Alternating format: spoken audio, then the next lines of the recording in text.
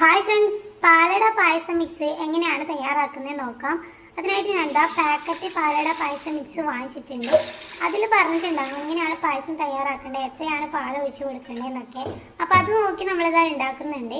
അപ്പോൾ ആദ്യത്തെ ഒരു പാക്ക് ഞാൻ പൊട്ടിച്ചെടുക്കുന്നുണ്ട്. ഇപ്പം ഈ ഒരു പായസം ഉണ്ടാക്കാൻ വേണ്ടി 2 പാലട പാക്കറ്റ് എടുത്തിട്ടുണ്ട് മിക്സിൻ്റെത്. ഇതിൻ്റെ പുറകുവശത്ത് കൃത്യമായിട്ട് എഴുതിയിട്ടുണ്ടാവും എത്ര പാലെടുക്കണം എന്നൊക്കെയുള്ളത്. അപ്പോൾ അത് നോക്കി നിങ്ങൾ തയ്യാറാക്കിയാൽ മതി കേട്ടോ. ഇത്തരം പാക്കറ്റിൻ്റെ മേലെയൊക്കെ നമുക്ക് അങ്ങനെ ഡിസ്ക്രൈബ് ചെയ്ത് എഴുതിയിട്ടുണ്ടാവുന്നത്.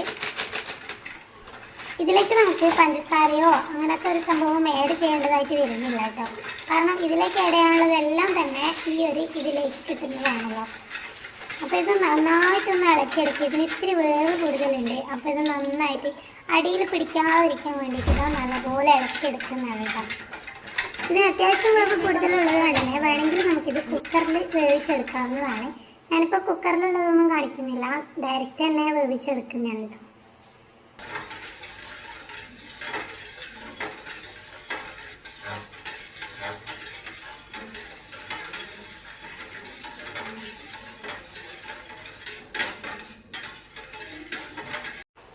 കുറേ സമയം ഇളക്കി വരുമ്പോഴത്തേക്കും ഇത് നന്നായിട്ട് ഇതുപോലെ പതഞ്ഞ് പൊങ്ങി വരും. അപ്പോഴത്തേക്കൊന്നും അടിയിൽ പിടിക്കാതിരിക്കാനാണ് ഞാനിങ്ങനെ ഇളക്കിക്കൊണ്ടിരിക്കുന്നത്. ഇതിപ്പം ഏതാണ്ട് നല്ല പോലെ വെന്തിട്ടുണ്ട് കേട്ടോ. അപ്പോൾ ലാസ്റ്റ് ടൈം മിൽക്ക് മെയ്ഡ് ഒഴിച്ചു കൊടുക്കാനാണ് പോകുന്നത്. മിൽക്ക് മെയ്ഡ് ഒഴിക്കുമ്പോൾ നമ്മുടെ പായസത്തിന് പ്രത്യേക ഒരു ടേസ്റ്റ് തന്നെയായിരിക്കും. അധികം ഓവറായി പോകാനും വേണ്ടി പാടില്ല കേട്ടോ. അതിന് തന്നെ ഒരു ചൊയ മുൻപിൽ നിൽക്കും. അങ്ങനെയാണെങ്കിൽ നമുക്ക് ആവശ്യത്തിനനുസരിച്ച്, ഇനിയിപ്പോൾ കുറഞ്ഞു പോയിരുന്നുണ്ടെങ്കിൽ നിങ്ങൾക്ക് ടേസ്റ്റ് ചെയ്ത് നോക്കിയിട്ട് ഒരല്പം കൂടി വേണമെങ്കിൽ ആഡ് ചെയ്യാവുന്നതാണ്. ഞാനിപ്പോൾ തൽക്കാലം ഇത്ര മാത്രമേ ആഡ് ചെയ്തിട്ടുള്ളൂ. ഇതിൻ്റെ അകത്ത് കുറഞ്ഞു പോയിരുന്നുണ്ടെങ്കിൽ നിങ്ങളെ ഇഷ്ടമനുസരിച്ച് നിങ്ങൾക്ക് കുറച്ച് ചേർക്കാവുന്നതാണ് കേട്ടോ. പിന്നെ അധികം അങ്ങോട്ട് ചേർക്കാതിരിക്കുന്നതായിരിക്കും നല്ലത്.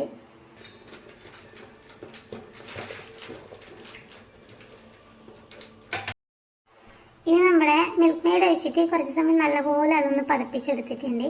ഇപ്പോൾ ഏതാണ്ട് നല്ല രീതിക്ക് എല്ലാം ഇതും വെന്ത് വന്നിട്ടുണ്ട് പായസത്തിൻ്റെത്.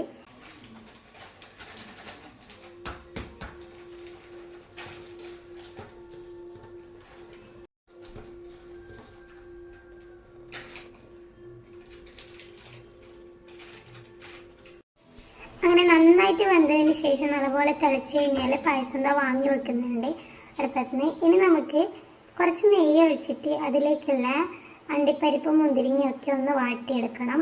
അണ്ടിപ്പരിപ്പും മുന്തിരിങ്ങയൊക്കെ ഈ പാക്കറ്റിൽ തന്നെ കിട്ടുന്നതുകൊണ്ട് അത് തന്നെയാണ് കേട്ടോ യൂസ് ചെയ്യുന്നത്.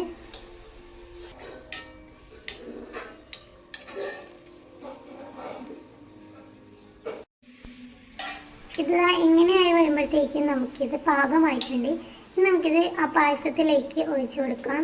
നേരത്തെ നമ്മൾ മാറ്റി വെച്ചിട്ടുണ്ടല്ലോ, അതിലേക്ക് ഒഴിച്ചു കൊടുക്കുക. ചൂടോടെ തന്നെ അതങ്ങോട്ട് ഒഴിച്ചു കൊടുക്കുന്നുണ്ട് കേട്ടോ. അപ്പോൾ ഇത്രയേ ഉള്ളൂ. വളരെ സിമ്പിളായിട്ട് നമുക്കിതുപോലെ മിക്സൊക്കെ വാങ്ങിച്ചു കഴിഞ്ഞാൽ പായസം തയ്യാറാക്കി എടുക്കാം. ഇത്തിരി വേവ് ഉണ്ടെന്നേ ഉള്ളൂ കേട്ടോ. അപ്പോൾ വീഡിയോ ഇഷ്ടമായെങ്കിൽ ലൈക്ക് ചെയ്യുക, ഷെയർ ചെയ്യുക, കമൻറ്റ് ചെയ്യുക.